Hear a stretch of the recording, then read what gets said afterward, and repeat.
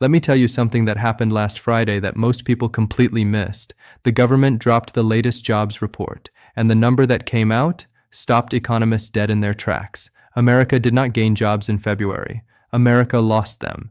92,000 jobs. Gone. In a single month. Now here is the part that will make your head spin. Just 30 days before that, the economy reportedly added over 130,000 jobs. 1 month, gains. The very next month, historic losses. So which one is true? What is actually happening out there? And more importantly, what does this mean for your paycheck, your job security, and your financial future? Stay right here, because in the next 20 minutes, I am going to break this down for you in plain English. No Wall Street jargon, no political spin, just the truth, and a clear action plan you can start using today. What the jobs report actually said. All right, let us get into the numbers, and I mean all of them, because the headline is just the beginning. The February jobs report came out, and it showed a net loss of approximately 92,000 jobs. Let me say that again slowly so it can land properly. 92,000 jobs lost, not gained, lost. Now at the same time, the unemployment rate ticked up from 4.3% to 4.4%. Now, I know what you're thinking. That's just a tiny little decimal point. What's the big deal? Here is the big deal. When you are talking about the United States economy, a fraction of a percent represents millions of people, real people, with families, with mortgages, with car payments, with kids to feed, but the unemployment rate going up is not even the most alarming part of this report. What alarmed economists and investors was where the job losses were happening. Manufacturing, construction, healthcare, these are not fringe sectors. These are the backbone industries of this country. These are the jobs that build our roads, our buildings, our hospitals, and the products that fill our stores. When those sectors start bleeding jobs at the same time, that is a signal that something deeper is going on underneath the surface. And then there is the private payrolls number. Private payrolls, meaning the jobs created by businesses, not the government, those went down too. That matters enormously. Because when businesses start pulling back on hiring, they are telling you something without using words. They are saying, we are not confident about what is coming next. Businesses do not slow down their hiring when times are good and the future looks bright. They slow down hiring when they are nervous, when they are watching, when they are waiting to see which way the wind blows. And right now, the wind is blowing in a direction that has a lot of people on edge. The flip-flop, and why it is so strange. Now I want to spend a moment on something that I think is genuinely bizarre about this situation, because it does not add up on the surface. 1 month ago, January, the economy reportedly added over 130,000 jobs. 1 month later, February, the economy reportedly lost 92,000 jobs. That is a swing of over 200,000 jobs in a single month. Think about that for a second. Think about how extreme that flip is. And this naturally raises a question that I think more people need to be asking out loud. Can we actually trust these jobs reports? Now, I am not saying anyone is lying to you. What I am saying is that these reports are constructed using surveys, estimations, seasonal adjustments, and models that get revised, sometimes significantly, weeks or even months later. In fact, the government routinely goes back and revises previous jobs reports after the fact. So the number they release on a Friday morning is not even necessarily the final number. It is more like a first draft. So when investors react dramatically to 1 month of data, and when news anchors make it sound like the sky is either falling or everything is perfect based on a single morning's report, what they are really doing is reacting to an estimate, a snapshot that will likely change. Does that mean you should ignore the data? Absolutely not. But it does mean you should not let a single report send you into panic mode or give you a false sense of security. The smart approach, and this is what I want to build in you today, is to look at trends over time, not a single data point, not one Friday's headline, but the direction things are moving over months and quarters. And right now, the trend is showing signs of weakness, not a crash, not a catastrophe, but a cooling, a slowdown that is real and that we need to take seriously. The lie inside the unemployment rate. Okay, now I need to take a few minutes to talk about something that honestly frustrates me, and I think it will frustrate you too once you understand it. That 4.4% unemployment number. Every time that number gets announced, people nod along like it tells the whole story. Like if the unemployment rate is 4%, that must mean 96% of Americans are financially stable and thriving. That is not what that number means, not even close. Let me break down who that number is not counting, because that is where the real story lives. Group number 1, discouraged workers. Picture this: someone loses their job. They send out resume after resume, week after week, month after month, and nothing comes back. No calls, no interviews, just silence. At some point, they stop applying. Not because they do not need work, but because they have been beaten down by the process and they just cannot keep going. The moment that person stops actively looking for work, the government stops counting them as unemployed. They do not get a job. They do not get hired. They simply disappear from the statistics. That is not a small number of people. That is millions of Americans who have fallen through the cracks of the official count. Group number 2, the underemployed. I want you to think about someone you might know. Maybe it is a friend. Maybe it is a family member. Maybe it is you. Someone who worked for years to earn a 4-year degree or a professional certification or build a specialized skill set. And right now they are working a retail job or answering phones or doing gig work, not because they want to, but because the job they are qualified for is not available. That engineer working at Target counted as employed. That attorney doing DoorDash to pay rent counted as employed. That IT professional working part-time to survive counted as employed. But are any of those people thriving? Are they where they should be? Are they contributing to the economy at the level they are capable of? No. They are treading water. But the headline number does not capture that. Group number 3, part-time workers who want full-time work. Right now, there are millions of Americans working 20 hours a week, 25 hours a week, not because they chose a work-life balance lifestyle, but because they cannot find full-time employment. They are counted as employed, but their income is fractured. Their benefits are often non-existent. Their financial stability is fragile. And group number 4, this one is the most modern: gig workers and side hustlers.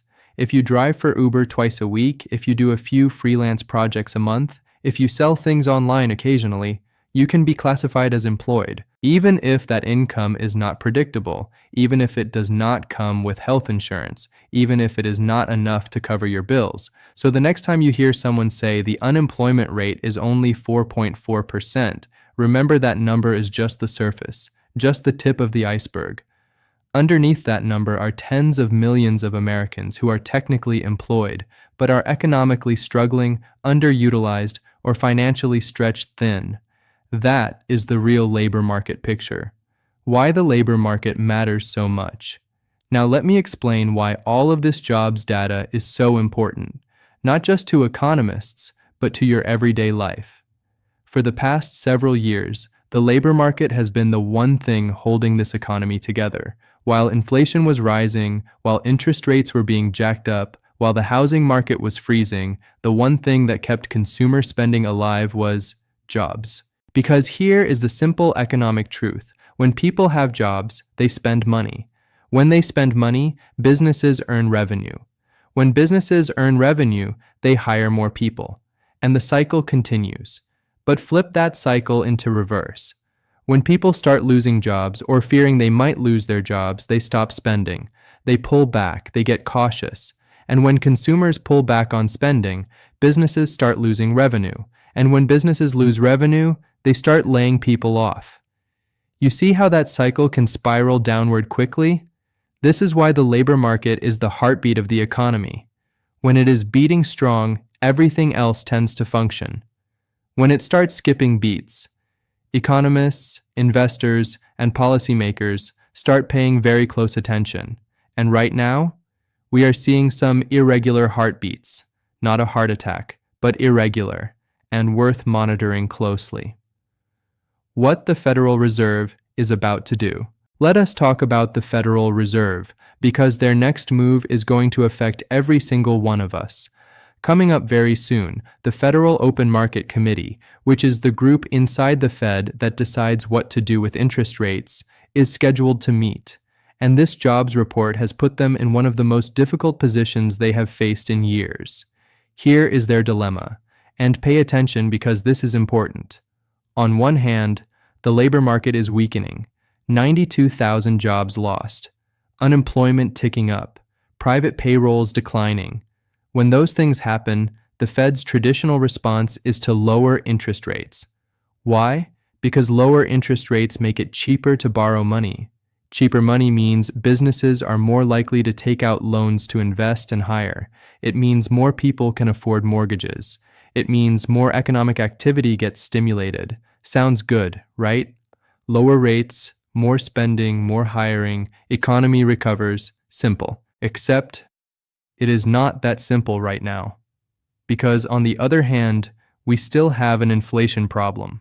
The Fed has a target. They want inflation at 2%. Right now, inflation is still running above that target. And here is the dangerous part. If the Fed cuts rates while inflation is still elevated, they risk making inflation worse. Think about it. Lower interest rates make borrowing cheaper. Cheaper borrowing leads to more spending. More spending increases demand. And when demand increases faster than supply can keep up, prices go up. So, cutting rates could reignite the inflation fire that they spent the last 2 years trying to put out. This is the impossible balancing act the Federal Reserve is trying to walk right now. Fight a weakening labor market without letting inflation spiral back out of control. Most experts right now believe the Fed is going to do what they call a wait and see. They will hold rates where they are, watch the data, and decide later. But here is what you need to understand as a regular person. If rates stay higher for longer, that means borrowing stays expensive, credit card debt stays expensive, car loans stay expensive, mortgages stay expensive. That is why this matters in your household. This is not abstract Wall Street stuff. This is your monthly payments. The oil wildcard nobody is discussing. Before I get to your action plan, I have to mention one more factor that most people are overlooking, and it could quietly drive prices higher on everything you buy: oil prices. Due to the ongoing conflicts in the Middle East, strikes involving Iran, Israel, and other regional players, oil prices have been moving higher. And I want you to understand why that matters to you personally. Energy is not just about what you pay at the gas pump.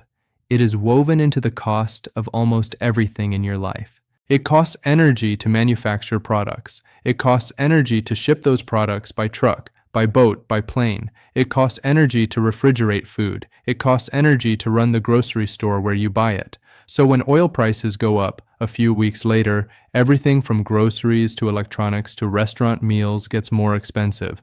Higher oil prices are essentially a hidden tax on the entire economy. And right now, with an already strained labor market, higher energy costs are the last thing American households need. Keep your eye on this, because it is one of those background variables that quietly shapes your cost of living without ever making the front page headline. Your action plan: 8 things to do right now. All right, now we get to the part that I know you have been waiting for, because information without action is just noise. So here is your personal action plan: 8 things you should be doing right now, no matter what your current financial situation looks like. Action 1. Do not panic, but do not be passive either. The numbers are going to bounce around. 1 month gains, next month losses. The headlines will swing from optimistic to terrifying in a matter of weeks. Your job is not to react emotionally to every data point. Your job is to use this information to stay prepared. There is a massive difference between panic and preparation. Panic is reactive. Preparation is proactive. Choose preparation every single time. Action 2. Update your resume right now, today. Not when things go sideways. Not when you get a scary email from HR. Today, while things are still calm. Because the worst time to update your resume is when you are under pressure and emotional. The best time is now, when you have space to think, to refine, and to present yourself powerfully. And here is something most people forget. Your resume in 2025 includes your digital footprint. What is on your social media right now? What would an employer see if they searched your name? Because they are searching your name. Hiring managers absolutely look at social media before making decisions. Your LinkedIn, your Instagram, your X, all of it is part of your professional profile now. Make sure it reflects the version of you that deserves to be hired, promoted, and respected. Action 3. Periodically test the job market. Even if you love your current job, even if you feel secure, apply somewhere, go through an interview, see what comes back. Here is why this matters. Interview skills are perishable.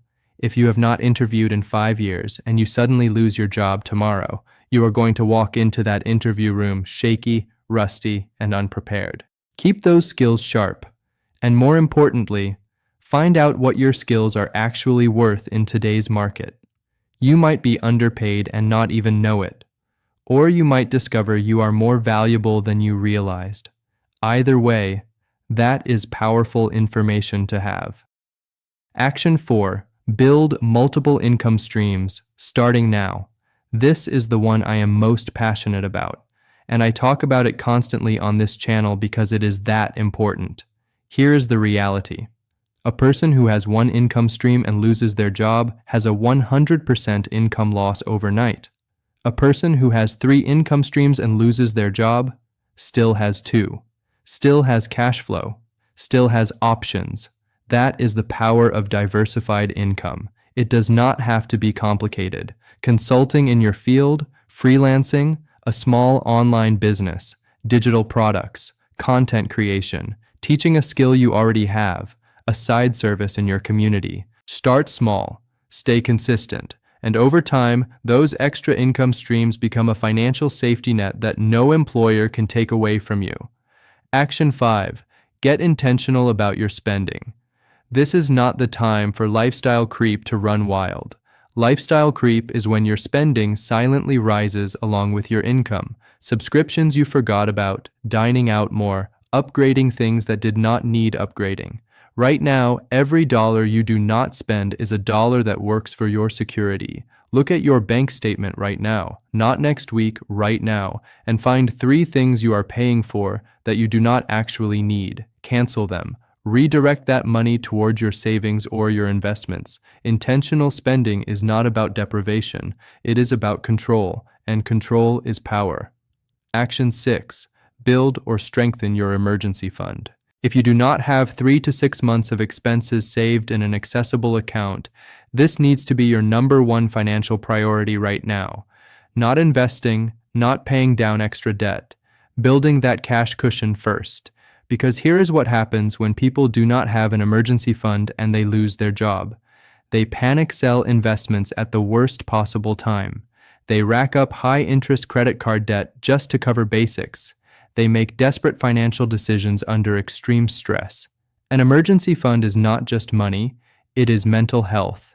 It is the ability to breathe, think clearly, and make good decisions even when things go wrong.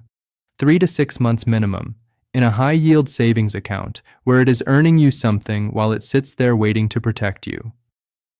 Action 7. Keep investing with discipline. Ignore the headlines.